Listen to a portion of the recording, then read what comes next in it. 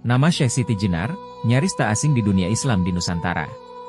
Meski tak banyak catatan tentang masa lalunya, tapi di ujung hidupnya, terungkap banyak rahasia yang menimbulkan pro kontra di kalangan umat Islam.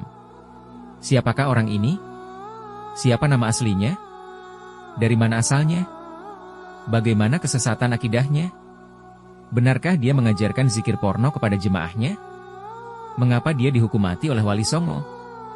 Simak videonya sampai habis. Madu menjadi salah satu obat paling mujarab, insya Allah. Kami sedia madu ternak dan madu hutan, yang dihasilkan oleh lebah dari nektar bunga asli, bukan dari gula yang dimakan lebah. Proses higienis, kemasan praktis dan modern. Garansi uang 1 juta rupiah, bila terbukti madu kami tidak asli. Terbaik, madu kelanceng, dari lebah trigona. Hubungi Syekh Siti Jenar. Siti adalah sebuah panggilan warga Jawa yang asal katanya adalah Sayyid atau Sayyidah. Sedangkan Jenar berarti kuning. Jadi, namanya berarti Sayyid Kuning. Nama lainnya adalah Lemah Abang, yang berarti Tanah Merah. Dinamakan demikian karena Syekh Siti Jenar dianggap sebagai guru dari warga Jawa Abangan zaman dulu. Abangan berasal dari bahasa Arab, aba'ah, yang berarti pembangkang, yaitu mereka yang anti syariat Islam. Nama Arab Syekh Siti Jenar adalah Hasan Ali Absor atau Abdul Jalil. Tempat asalnya masih debatable. Ada yang menyebut berasal dari Arab, ada yang menyebut dari Cirebon, putra dari Resi Bungsu. Ada juga pendapat bahwa Syekh Siti Jenar adalah penasehat Perdana Menteri Mahaboke dari Aceh, pada sekitar tahun 1420-an, yang beragama Syiah beraliran Wahdatul Wujud. Saat itu Syekh Siti Jenar diutus ke Jawa untuk berdakwah. Jadi, Syekh Siti Jenar beraliran Wahdatul Wujud. Ada beberapa aliran sejenis, yaitu: pertama, Ittihadiyah, yang meyakini penyatuan Allah dengan hambanya, seperti bercampurnya air, teh, dan gula. Sehingga, antara hamba dan Rob sudah tak bisa dibedakan atau dipisahkan lagi. Kedua, Hululiyah, dengan pelopornya bernama Al-Halaj. Mereka meyakini bahwa Allah menyatu dengan makhluk, tapi masih ada pemisahan. Bisa dikatakan bahwa makhluk adalah reinkarnasi, atau titisan dari Tuhan. Ini mirip keyakinan agama Hindu dan Buddha. Quote yang terkenal dari Al-Halaj adalah, Ana Al-Haq, yang berarti aku adalah yang maha benar, mengindikasikan bahwa dia meyakini bahwa dirinya adalah titisan dari Allah, naudzubillah min zalik. Yang ketiga, Wahdatul Wujud, dengan pelopornya adalah Ibnu Arabi. Mereka mengimani bahwa semua makhluk, apakah itu manusia, hewan, tumbuhan, dan lain-lain, adalah manifestasi atau perwujudan dari Tuhan. Jika hamba mempraktekkan tarekat-tarekat tertentu, maka dia bisa sampai pada satu tingkat tertentu, sehingga bisa bersatu dengan Allah. Lalu, apa saja kesesatan Syekh Siti Jenar? Berikut ini beberapa kesesatannya, dari keterangan Ustadz Zainal Abidin LC, yang sudah melakukan riset tentang Wali Songo selama 10 tahun. Pertama, syahadat Syekh Siti Jenar. Syahadatnya sangat berbeda dengan syahadat yang diajarkan Rasulullah. Syahadatnya berbunyi, Asyhadu anna ningsun, ala ilaha rupa ningsun, ilaulah pangeran ningsun. Ora ono, angin ingsun. Yang berarti, aku bersaksi bahwa diriku adalah Tuhan, tiada Tuhan selain wujud diriku, dan hanya kepada Allah, Tuhanku. Tidak ada yang ada kecuali diriku. Jadi, jelas bahwa dari maknanya, ajaran ini menganggap bahwa diri mereka sudah menyatu dengan Tuhan, bahwa tiada Tuhan selain wujud diri mereka.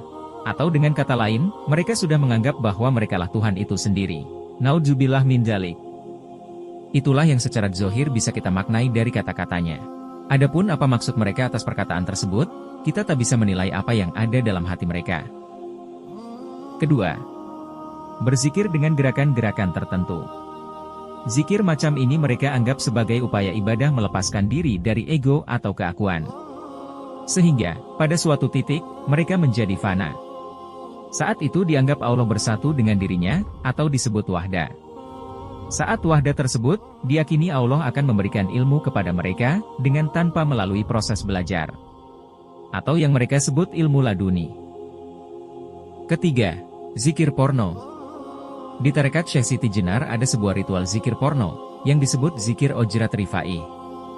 Ritual ini dilakukan di satu tempat tertutup, dengan melakukan zikir-zikir khusus. Di tempat itu dibolehkan bercampur antara murid pria dan wanita, sambil bertelanjang, tanpa busana. Setelah melakukan serangkaian zikir berjemaah, ritual ini kemudian ditutup dengan hubungan intim, antara pria wanita tanpa batas dan aturan. Naudzubillah min zalik. Keempat, sholat tarekat. Tarekat Syekh Siti Jenar tidak mengenal sholat secara zohir, karena sholat zohir adalah untuk level syariat. Sholat bagi mereka yang hakiki adalah sholat daim. Sholatnya tidak mengenal wudhu, serta tak ada gerakan sujud dan ruku. Lafal niatnya, aku sholat daim untuk selama hidupku. Berdirinya adalah hidupku. Rukuknya adalah hidungku. Bacaan ayatnya adalah mulutku. Duduknya adalah tetapnya imanku. Tahiyatnya adalah kuatnya tauhidku. Salamnya adalah makrifat Islamku. Kiblatnya adalah menghadap kepada pikiranku. Lafal salamnya membaca, Ingsun Kang Agung, yang berarti aku yang agung. Jadi, untuk mereka, seluruh aktivitas hidup mereka, itulah sholat. Saat mereka bekerja, mereka duduk dan berdiri, mereka bernafas, itulah yang disebut sholat. Itu yang mereka maksud sholat daim. Tentu ini pemahaman yang sesat, menghapuskan syariat sholat dari Rasulullah. Ini sama saja dengan meninggalkan sholat. Kelima, mereka tak terlalu mengagungkan Ka'bah sebagai Baitullah atau rumah Allah. Karena menurut mereka, yang disebut Baitullah yang hakiki adalah hati. Jadi, semua kesesatan tersebut, pada intinya kembali pada akar pemahaman mereka tentang penyatuan diri mereka dengan Tuhan. Sehingga, mereka merasa sudah berada pada tingkatan lain, yang lebih tinggi daripada sekedar muslim biasa. Sehingga, mereka menganggap, segala syariat sudah tidak diperlukan lagi oleh mereka. Bahkan menganggap mereka adalah Tuhan itu sendiri.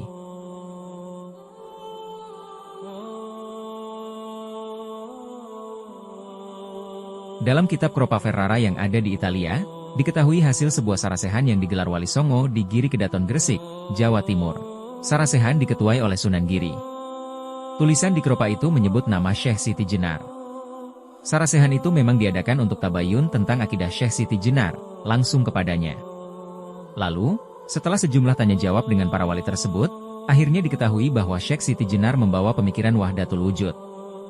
Para wali memaksa agar Syekh Siti Jenar meninggalkan pemahaman tersebut. Akan tetapi, dia menolaknya. Karena dianggap sesat dan telah murtad oleh para wali yang lain, akhirnya dia dijatuhi hukuman mati.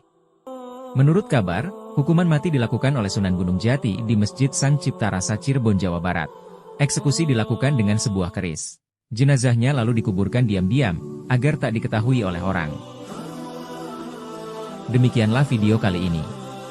Sebuah catatan sejarah berharga bagi generasi ini dan generasi mendatang. Semoga dapat menjadi pembelajaran, agar lebih berhati-hati dalam memilih guru, memilih suatu pengajian, dan mengamalkan suatu ilmu. Hanya kepada Allah kita berlindung dari segala ilmu yang tidak bermanfaat, dan bahkan yang bisa menyesatkan. Yang benar datang dari Allah, yang salah datang dari kami. Wallahu a'lam. Wassalamualaikum warahmatullahi wabarakatuh.